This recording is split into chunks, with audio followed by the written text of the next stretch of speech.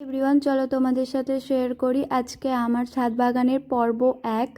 এটা রয়েছে বালি, অল্প একটু মাটি রয়েছে, ধানের তুষ রয়েছে, সর্ষের খোল রয়েছে আর নিম খোল রয়েছে। এগুলো নর্মাল মাঠ থেকে আনা মাটি, আমি ওগুলো কাল এনেছিলাম, শুকিয়ে গেছে। এগুলো আজকের আনা।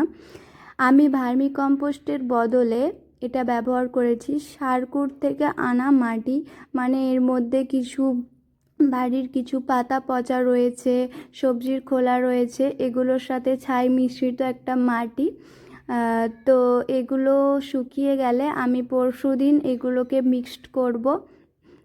এটার মধ্যে রয়েছে ধনিয়ার বীজ, ধনিয়ার চারা। আমি নর্মাল স্টোর থেকে নিয়ে এসেছিলাম ধনিয়ার বীজ। এগুলো 2 রাত জলের মধ্যে ভিজিয়ে আমি ছড়িয়ে দিয়েছিলাম।